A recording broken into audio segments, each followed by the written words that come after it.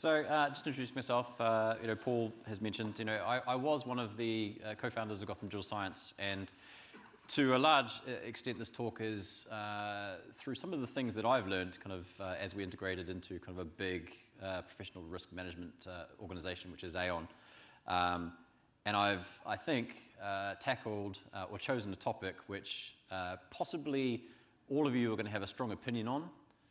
Possibly they're all different, and I think probably everyone's going to disagree with me. So it's a great topic to do at a conference. But I think we'll first of all tackle a few bits and pieces. Wait, Aon? Who? For those of you who haven't heard of Aon, this is probably the most relevant context that people might have come across the brand, which is Manchester United. But that's probably only relevant if you're not from the UK. But this is really, kind of sexy stuff in Asia Pac and things like that as well. But Aon is a massive risk management, human resources, and also insurance, reinsurance kind of player. So most interesting from our point of view, though, is as of kind of end of 2016, we joined Aon. Gotham Digital Science, pure play pen testing organization, was acquired by Stroz Friedberg in April 2016. And then Stroz Friedberg was in turn acquired by Aon. So over the last kind of 2.5 years, we've been putting these things together. And our cyber solutions division consists of not only us who kind of fit the cybersecurity side of things. GDS is more proactive, the Stroz guys are more reactive, IR, DF, that kind of stuff. But we also inherited a bunch of people on the Aon side who think about risk very differently to us. And there's two groups of those folks. We've got the cyber insurance folks who are basically talking risk transfer. So how do you insure against cyber risk? And then we also have a whole bunch of actuarial folks who are actually doing risk quantification. So it's through this kind of journey, these kinds of folks, the way that they look at risk, which is different to how we look at risk, which has led me to kind of, a lot of what we're going to talk about today around, do we look at risk wrong? How we need to be careful about how we present things and things like that as well. So this is very much targeted towards somebody who's a pen tester. If you are a seasoned risk professional, I am at most going to skim the 60,000-foot view of a few things. But my objective out of this talk is really, if this is not your day-to-day kind of area, I want to make sure I'm just kind of highlighting a few things to think about, but also hopefully giving you a few more resources to dig into if you really actually want to kind of learn more about this and ultimately give some better stuff to clients. So, first thing I mention is Aon loves hexagons, so I've just scattered hexagons all through this stuff. So if you've ever been through an Aon presentation, you learn to love the hexagons. So this is the agenda of what we're going to do today. And I'm going to start with kind of what we classically think of, or what I classically think of when somebody says, what does a pen test risk look like? And then we'll break into kind of why that's possibly not the right thing to look at. We've probably, most of us, seen something like this. It's like SQL injection, it's high risk, and there's some kind of explanation. I've exaggerated these deliberately because I'm not going to pull one of which is industry and pick on anybody in particular. But the world is burning and this needs to be addressed in half a nanosecond. Medium risk, sort out, serious, but maybe that can wait a bit. And low risk, do you really care? That's massively exaggerated, and we can do the same thing if we're using something like CVSS v3, v2, whatever as well. And this is kind of what we traditionally present to our clients. So we are presenting a report of fact. We have found these things. Well, hopefully they're facts. Hopefully we're not going to give the false positives. Hopefully we have a report of fact. We have found these vulnerabilities, and this is kind of how we've rated them. And we say, this is high risk, this is medium risk, this is low risk. Maybe you've got critical, maybe you've got informational, and we throw that risk word around quite a bit. So this is the context of kind of where we're going to start. But there's various problems with that. We see behaviors happening through our relationship with clients, especially long-term clients and things like that as well. we see situations where the client is re-rating every one of our findings. So we think this is a high risk, and the client thinks it's a low risk. And they've gone through a re-rating process, considering mitigating controls, and they've re-rated it. So, we're missing the business risk. We're not even looking at that. Now, these are problems. Not all of these are solvable. I believe Paul touched on these in his keynote.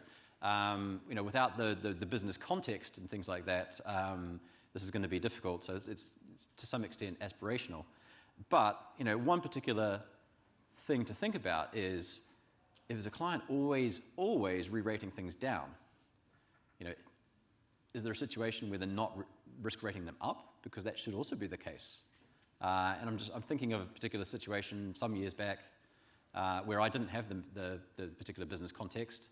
We'd knocked over a piece of middleware on a banking system, and the client said, "Oh my God, that's super critical. We've got to sort it out." And I'm kind of sitting thinking like, well, the middleware fell over. Why would you care? I mean, it's a risk. It's serious, but it's not kind of super critical. And the client's adding the context to it, saying that effectively, well, if those queues are not working, that means that a team of people could go into every one of our bank branches and close all their accounts, take all the money out of them, and that particular bit of middleware is the only thing which actually settles them to the back end system. So that could lead to massive stuff. So we need to make sure that we are kind of worrying about this kind of stuff, but especially how can we include that kind of thing? Observations. So we'll come to kind of some thoughts around that and where we can fit into that in a bit. The client just tears off the first 7 or 8 pages of the report and just looks at the detailed findings. We've seen that as well. It's like, literally, I don't care how you've rated things. I'm just going to give them to my IT team to fix. But what are they going to fix? Are they actually looking at how that should be prioritized? Presumably, if something is more serious, and I'm going to avoid the word risk here, if something is more serious or has a higher severity or should have higher priority, that should be addressed first. So I've certainly come across that in the past as well. And that boils directly into the second one of understanding relative priorities. I have 50 medium issues. Which one should I do first?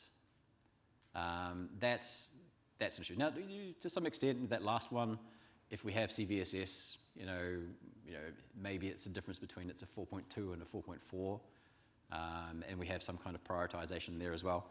But these are kind of the kinds of things which fall out of our perhaps simplistic kind of way that we often talk about risk with our clients.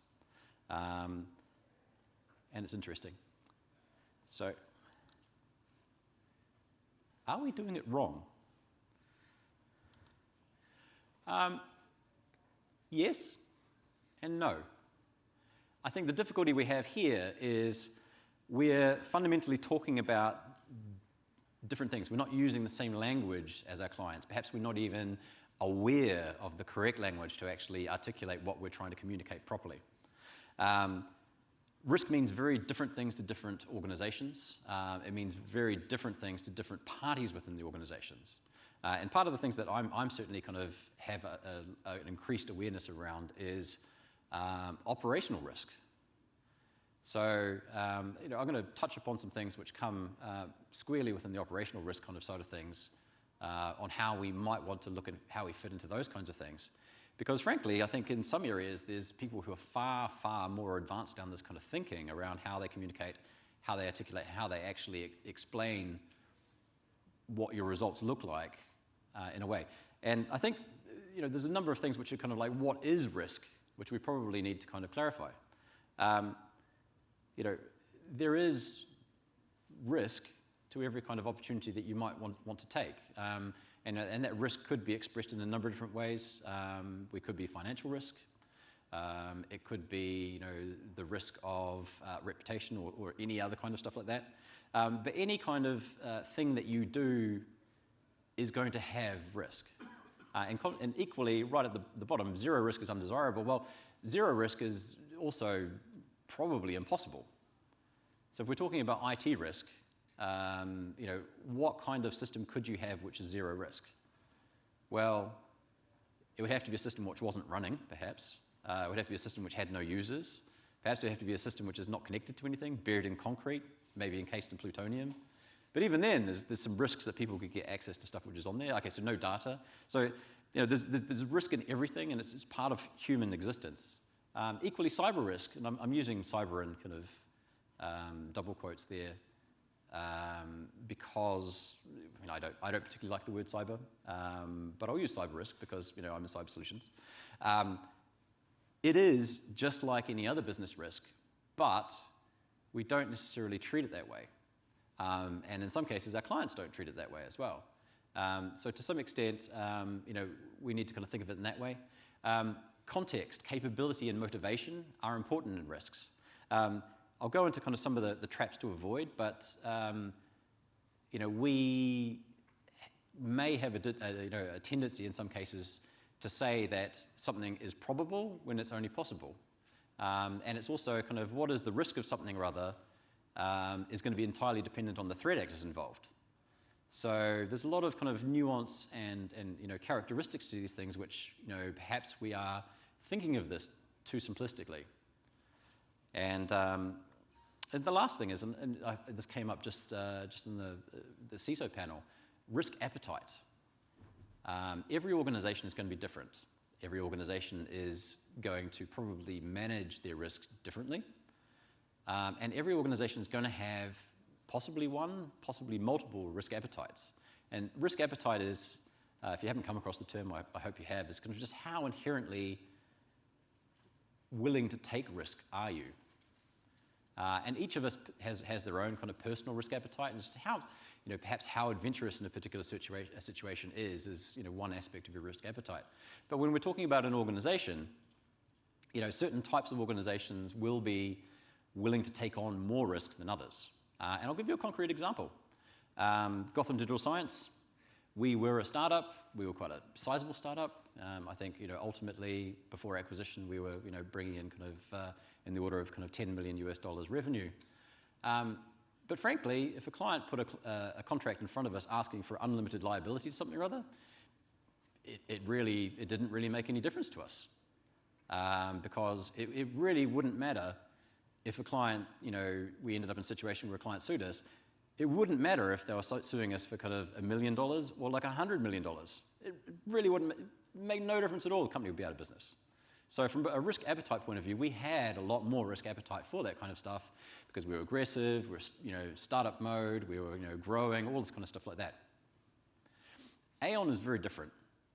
Aon is an $11 billion US dollar organization with 60-odd thousand people working for it in 120 countries. Aon's risk appetite is very different because when it comes to kind of what could go wrong, if a client sued Aon for $1 billion, Aon has $1 billion, but it's not a situation where the organization would want to actually pay it. So the risk appetite is a lot different. So now we're in a big organization. The risk appetite of that kind of stuff is completely different. And that's a concrete example. And risk appetites exist in kind of everything that you do. And I think we need to be conscious of that because it's going to be different for each of our clients. It may even be different for different bits of clients, depending on what they do as well. So that's, I'm not really explaining kind of what risk is, but I'm just teasing out some kind of different aspects of it that I think are interesting. And I want to talk about some risk in other contexts. So who here has heard of open FAIR or the FAIR risk taxonomy? Handful of folks. Good. Excellent. I bring this one out because it's a useful one to kind of show what this looks like when you look at it in much more detail and you bring much more rigor to it. In this particular case, I've chosen open FAIR because it's both extremely common on the operational risk side of things, but it's also becoming increasingly common as a methodology kind of on the cyber risk side of things as well. And open FAIR, it's part of the open group. It's relatively easy to get to. You can get certified in it if you want to. But open FAIR looks at a few things. It looks at it very differently. So they use an analogy of a bald tire. So, an asset could be, it's a bald tire hanging on a rope, and the threat is, gravity and the Earth's forces operating on that particular bald tire, and the vulnerability is, maybe the rope is frayed. So that's the kind of, the kinds of things that you would have involved in this. There's also, a concept of threat actors and things like that as well, because, the different threat actors would have different, different impacts and different interactions with those particular things. But I think what's probably more interesting is, if we have a look at it, it boils down to two different things. So in OpenFair, we don't look at kind of something in a microcosm and say it's a high risk. We're looking at the loss events frequency. How often could we expect this to happen? And we're looking at the probable loss magnitude. How much money or how much whatever could we lose? And it's only when we kind of boil down into event frequency and things like that that we look at kind of vulnerability down here. And in vulnerabilities, we're looking at what is the ability of the threats to actually actualize this versus kind of how effective are your controls in reducing it. And the theory there is that this is a percentage, and hopefully this is higher than this. Anyway, I'm not going to go into too much detail as to how this all works because it's something that you should definitely have a look at if you're interested. But this also maps into the kind of stuff that our risk analysis folks, the actuaries, do, because they're very interested in calculating what is the cost kind of this particular scenario. Like if this particular type of APT attacker was on your network, they got hold of this particular IP, how much would that cost you? We want to put something real to it, and we want to kind of have some actual a bit of science. We're going to have a lot of measurement issues there. We're going to have a lot of issues around getting the right kind of data, but we've at least got something which sits behind it, which calculates and uses that, and that's something which I thought was very, very interesting. Something that very kind of it's an aspect that we need to kind of make sure that we're bringing to those conversations we have with our clients about the kinds of things that we find. And interestingly, the FAIR Institute, I think it was literally just last week at RSA, they won. They were one of the 3 most important industry organizations of the last 30 years, so at the SC Awards. So I thought that was quite interesting as well. So if you're interested in more, the OpenFair body of knowledge, you can get it on Amazon, I think. So what can we learn or what can we adopt from these other kind of risk approaches? And bearing in mind, I'm perfectly aware that I'm going through this quite quickly because I want to have some time for questions, and I'm sure I'll get them.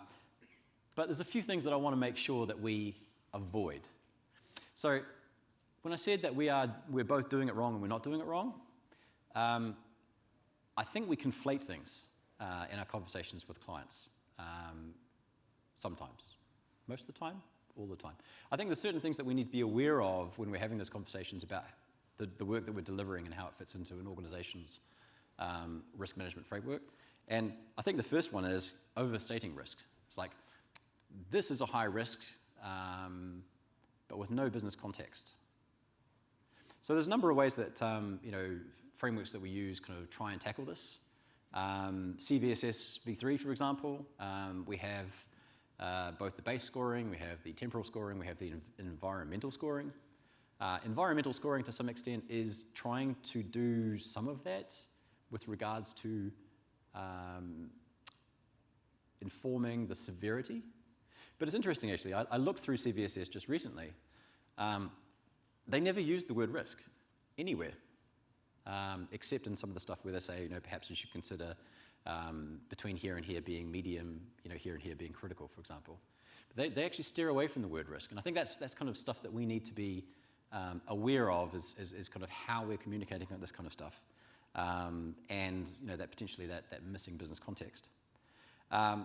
We also may have a problem, and it depends on different organizations, on probability versus possibility. Just because something's possible doesn't mean it's actually going to happen. And the biggest one is like a client gets a pen test report and says, holy crap. But then they go to their management, and the management, perhaps the board or something says, but we've never been hacked. Why should we care? That's the difficulty between kind of what's possible versus what's probable at a very high level. And we need to be, very careful around kind of, calculating what a probability. This is what I touched on when we were talking about kind of data issues and things like that as well. But it's certainly something to be aware of. Probability versus prediction. So maybe we have got a good estimate of, what is, we think there's a 3% chance that this thing might be exploited, that you'll actually have a concrete risk coming out of that vulnerability. We've had a look at the data, we've scored you versus kind of your peers. So you have a 3% chance. So that means, absolutely within the next kind of, 30 years, 33 years, you're absolutely going to be hacked. Well, that's not how probability works. This is a useful kind of, measurement estimation. But if we could use this to predict whether you're going to have an issue or not, well, frankly, I'd be predicting lottery numbers and taking my 63 million from the Euro millions. So we have to be careful about, how we think about these things and how we use them. Equally, frequency versus probability. We hear this in statistics all the time about a 100-year storm, and then we go, well, we seem to have had kind of 300-year storms in the last 5 years. Like, what does that work? Well, they're not. It's not the same thing. We can't use those things to kind of. They are not the same thing. And finally, risk isn't priority or severity. So we need to be careful when we use the word risk. The priority, severity, your findings, all of this kind of stuff can inform. We can get additional information from our clients about the context of these things, and we can give them a better result. But it's not necessarily not the same thing. So because we're coming up to kind of a little bit of time for questions and things like that as well, I'm just going to throw out a few things there as well, which I'm just going to note for future. And I wanted to talk to this one in particular because there's a lot of interest in regulatory circles at this point, especially in the FI sector, about operational risk and cyber risk things converging. And the top two ones there, the Financial Stability Board have released a cyber lexicon kind of middle of last year. The Bank for International Settlements have also kind of released some guidance around range of practice and cyber resilience. And the FCA issued some interesting stuff around what they were looking at around cyber resilience and true measurement of cyber risk kind of late last year as well. So this is quite possibly going to become more interesting around converging of cyber and operational risk, at least in these particular regulatory kind of areas. And it's also interesting that if you have a look at the job adverts, the major banks are already kind of looking at this particular one as well. So I've seen at least a couple of job adverts where they're looking for what really sounds like a cyber risk person to sit within their operational risk division, because there's some convergence on the directions these are going. So what I've really kind of intended to kind of just highlight here is some areas of thought around, is there any kind of areas where we can maybe bring some more game? Are we taking the effort to actually understand how our clients manage risk? Now this is going to be tough because every single one of them is going to manage risk differently. But are we actually taking that step to understand that? Especially when we have a long-term relationship with a client, how can we better fit into their risk management framework? And by risk management framework, we could be talking about a lot of different things. Maybe they're ISO, I think it's 31,000. Maybe they are kind of, looking at risk as part of kind of TOGAF or SABSA. Maybe they are looking at risk from an audit kind of framework with COBIT. Maybe they're looking at something else. Maybe they're using something that they've developed custom themselves. But it's on our plates to kind of make that step and find out more about how we can actually communicate what we're doing.